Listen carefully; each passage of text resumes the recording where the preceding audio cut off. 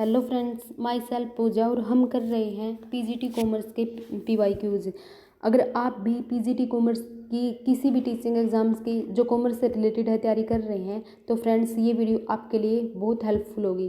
तो चलिए फ्रेंड्स, बिना टाइम वेस्ट किए हम स्टार्ट करते हैं हमारा आज का सेशन। तो हमारा सबसे पहला क्वेश्चन है, मैनेजमेंट को गोल ओरिएंटेड प्रोसेस क्यों कहा जाता है। मैनेजमेंट को गोल ओरिएंटेड प्रोसेस क्यों कहा जाता है। Why is management called a goal oriented process. यह कंटिन्यू प्रोसेस है, यह गोल पर केंद्रित है, यह यूनिवर्सल प्रोसेस है, यह है क्रिएटिव प्रोसेस है। तो हमारा जो राइट ऑप्शन है फ्रेंड्स वह है ऑप्शन नंबर बी, यह गोल पर केंद्रित है। अर्थात जो मैनेजमेंट का हर कार्य किसी लक्ष्य को प्राप्त करने के लिए किया जाता है, जैसे प्लानिंग, ऑर्गेनाइजिंग और कंट्रोलिंग। तो इसीलिए जो मैनेजमेंट है वो गोल ओरिएंटेड प्रोसेस है। अगला हमारा क्वेश्चन है, बिजनेस इन्वायरमेंट का मुख्य घटक कौन सा है। Main component of business environment, economic environment, political environment, legal environment या कल्चरल इन्वायरमेंट। तो जो हमारा राइट ऑप्शन है फ्रेंड्स वह है ऑप्शन नंबर ए, इकोनॉमिक इन्वायरमेंट। इकोनॉमिक इन्वायरमेंट आर्थिक नीति, कर प्रणाली, मुद्रास्फीति और बाजार की स्थिति जैसे कारक बिजनेस इन्वायरमेंट के मुख्य भाग हैं। तो जो हमारा राइट ऑप्शन है फ्रेंड्स वह है economic environment. Economic environment option number first. तो हमारा अगला क्वेश्चन है फ्रेंड्स, क्वेश्चन नंबर 3, मोटिवेशन किस फंक्शन के अंतर्गत आता है। Which function include motivation, planning, organizing, directing या कंट्रोलिंग। तो जो हमारा मोटिवेशन है फ्रेंड्स वो आता है ऑप्शन नंबर सी, ये हमारा राइट ऑप्शन डायरेक्टिंग। इसको शॉर्ट में एक्सप्लेन करते हैं फ्रेंड्स। जो मोटिवेशन है गाइडिंग और सुपरविजन, ये सब डायरेक्टिंग फंक्शन के अंतर्गत आते हैं जो कर्मचारियों को प्रोत्साहित करते हैं। मोटिवेशन, गाइडिंग और सुपरविजन ये तीनों डायरेक्टिंग फंक्शन के अंतर्गत आते हैं जो कर्मचारियों को क्या करते हैं, प्रोत्साहित करते हैं।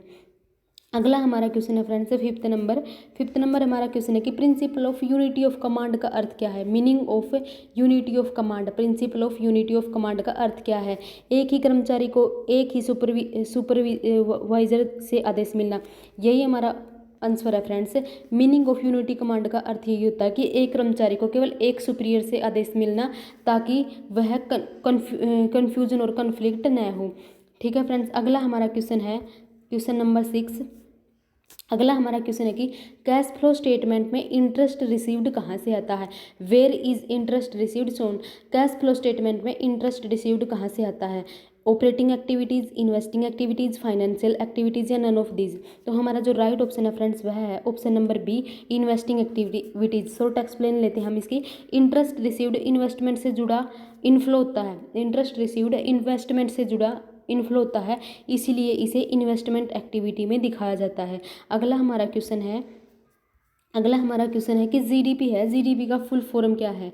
जीडीपी का फुल फॉर्म क्या है, तो हमारा राइट ऑप्शन है फ्रेंड्स ऑप्शन नंबर 1 ही, gross domestic product. GDP short में एक्सप्लेन देखते हैं। जीडीपी किसी देश में एक वर्ष के अंदर उत्पन्न सभी वस्तुओं और सेवाओं का कुल मूल्य बताता है। जीडीपी किसी देश में एक वर्ष में उत्पन्न सभी वस्तुओं और सेवाओं का कुल मूल्य बताता है जीडीपी। तो हमारा जीडीपी की फुल फॉर्म है ग्रोस डोमेस्टिक प्रोडक्ट। अगला हमारा क्वेश्चन है 8 नंबर क्वेश्चन है हमारा कि डिबेंचर क्या है। डिबेंचर क्या है, इक्विटी शेयर है, प्रेफरेंस शेयर है, लॉन्ग टर्म बोरोड कैपिटल है या शॉर्ट टर्म लोन है। तो हमारा जो राइट ऑप्शन है फ्रेंड्स वो है हमारा option number C, long term borrowed capital. अर्थात जो डिबेंचर है वो एक ऋण होता है जिसके माध्यम से कंपनी जनता से निश्चित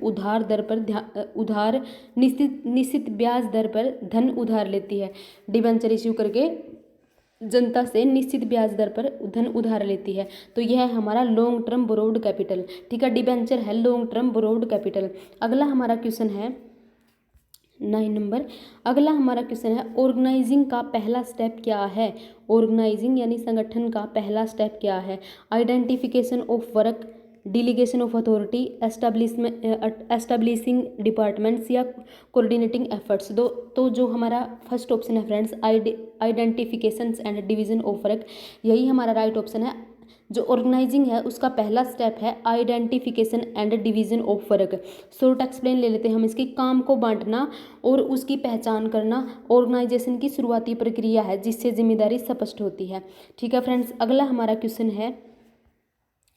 क्वेश्चन है गुडविल किस प्रकार की एसेट है। जो गुडविल है वो किस प्रकार की एसेट है? Goodwill is what type of है asset? Tangible asset, fictitious asset, intangible asset या करंट एसेट? तो जो गुडविल है फ्रेंड्स वो है हमारी intangible asset. Option number third is right option, right answer intangible asset. Goodwill एक ऐसी, इसकी एक्सप्लेन लेते हैं फ्रेंड्स, शॉर्ट एक्सप्लेन। गुडविल ऐसी नॉन फिजिकल संपत्ति है, ऐसी अमूर्त संपत्ति है जो कंपनी की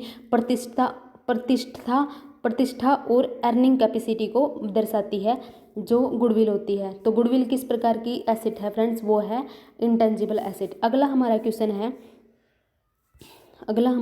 है 30 नंबर। आउटस्टैंडिंग एक्सपेंसेस किस प्रकार की लाइबिलिटी है? जो आउटस्टैंडिंग एक्सपेंसेस हैं वह किस प्रकार की लाइबिलिटी है? Outstanding expenses are current liability, fixed liability, contingent liability या लॉन्ग टर्म लाइबिलिटी? तो जो हमारा राइट ऑप्शन है फ्रेंड्स वो है option number A, current liability. जो आउटस्टैंडिंग एक्सपेंसेस हैं वो करंट लाइबिलिटी हैं। एक्सप्लेन ले लेते हैं इसकी। जो खर्च किए जा चुके हैं लेकिन अभी भुगतान नहीं हुआ है, जो खर्च तो किए जा चुके हैं लेकिन अभी भुगतान नहीं हुआ, वे शॉर्ट टर्म लाइबिलिटी कहलाते हैं। जो खर्च किए जा चुके हैं लेकिन अभी भुगतान नहीं हुआ, वे शॉर्ट टर्म लाइबिलिटी कहलाते हैं। तो हमारा राइट ऑप्शन है फ्रेंड्स शॉर्ट टर्म लाइबिलिटी कहलाते हैं और उन्हें हम करंट लाइबिलिटी बोलते हैं। ठीक है फ्रेंड्स, तो अगला हमारा क्वेश्चन है डिमांड कर्व किस दिशा में झुकता है? जो डिमांड कर्व है वो किस दिशा में झुकता है? Upward to the right, downward to the right, vertical या हॉरिजॉन्टल? तो जो हमारा राइट ऑप्शन है फ्रेंड्स वो है option number B, downward to the right. Price बढ़ने पर डिमांड घटती है। अगर प्राइस बढ़ जाता है किसी प्रोडक्ट का तो डिमांड घट जाती है, और प्राइस घट जाता है तो डिमांड बढ़ जाती है। तो जो हमारा डिमांड कर्व है वो डाउनवर्ड टू द राइट। ठीक है फ्रेंड्स, वो हमारा डाउनवर्ड टू द राइट, इस दिशा में हमारा डिमांड कर्व झुकता है। अगला हमारा क्वेश्चन है कंज्यूमर इक्विलिब्रियम कब प्राप्त होता है? कंज्यूमर इक्विलिब्रियम अर्थात उपभोक्ता संतुलन कब प्राप्त होता है? एक मिनट फ्रेंड्स, कंज्यूमर इक्विलिब्रियम कब प्राप्त होता है? What does consumer equilibrium occur? M U बराबर है प्राइस, एक minute friends, M U greater price, M U shorter price, M U greater price या M U is equal to zero? तो जो हमारा आंसर है फ्रेंड्स वह है option number A, M U is equal to price. जब किसी वस्तु की मार्जिनल यूटिलिटी उसकी मूल्य के बराबर होती है तो तब उपभोक्ता संतुलन की स्थिति होती है। मतलब जब किसी वस्तु की मार्जिनल यूटिलिटी उसके मूल्य के बराबर होती है तब उपभोक्ता की संतुलन की स्थिति में होता है। अगला हमारा क्वेश्चन है कंपनी के आर्टिकल ऑफ एसोसिएशन कंपनी के AOA में क्या होता है? What does the article of association contains? Company objectives, internal rules and regulations, share capital and details only या डायरेक्टर बायोग्राफी? तो जो हमारा कंपनी का AOA होता है फ्रेंड्स उसके अंतर्गत होते हैं इंटरनल रूल्स एंड रेगुलेशन। यह कंपनी की इंटरनल मैनेजमेंट डॉक्यूमेंट्री होती है फ्रेंड्स, तो इसके अंतर्गत होते हैं हमारे option number B, internal rule and regulation. अगला हमारा क्वेश्चन है कि जो डेप्रिसिएशन है उसका क्या अर्थ है? डेप्रिसिएशन का क्या अर्थ है? Meaning of depreciation, value increase assets, value decrease of assets, maintenance of asset या रिप्लेसमेंट ऑफ एसेट? जो हमारा राइट ऑप्शन है फ्रेंड्स वो है option number B, value decrease of assets.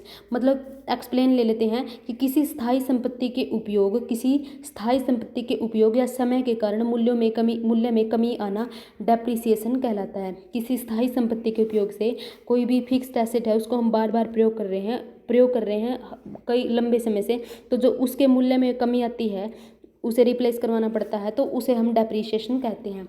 अगला हमारा क्वेश्चन है फ्रेंड्स कि जो परफेक्ट कंपटीशन में फर्म की डिमांड कर्व कैसी होती है?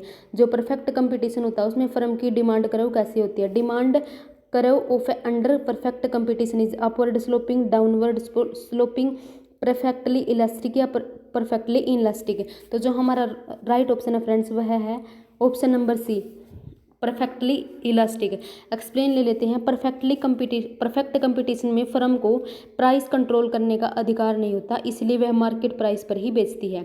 ठीक है फ्रेंड्स, तो जो हमारी डिमांड कर्व होती है वह होती है परफेक्टली इलास्टिक, क्योंकि इसके अंतर्गत जो फर्म होती है उसको प्राइस कंट्रोल करने का अधिकार नहीं होता। जो मार्केट होती है वह परफेक्ट कंपटीशन होती है। ठीक है फ्रेंड्स, तो अगला हमारा क्वेश्चन है वर्किंग कैपिटल का सही सूत्र क्या है।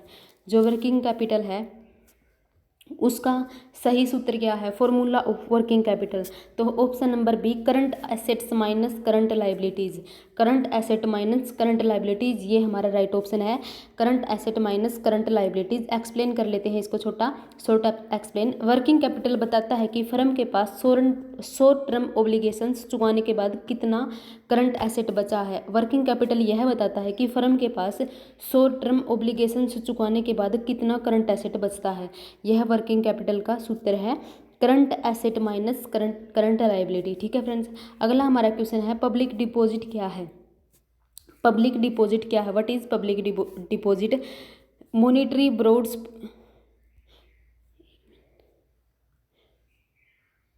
बोरोड्स from bank, money borrowed from general bank, money borrowed from government, money borrowed from directors. तो जो हमारा राइट ऑप्शन है फ्रेंड्स वह है option number B, money borrowed, एक minute, money borrowed from general public. Public deposit जो हम public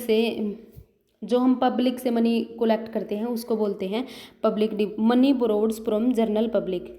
ठीक है फ्रेंड्स, आई होप आपको एमसीक्यू का सेशन अच्छा लगा होगा। फ्रेंड्स, आप चाहते हैं कि हम इसको कंटिन्यू रखें तो चैनल को सब्सक्राइब ज़रूर कर लीजिएगा। मिलते हैं अगली वीडियो में अगले एमसीक्यूज़ के साथ।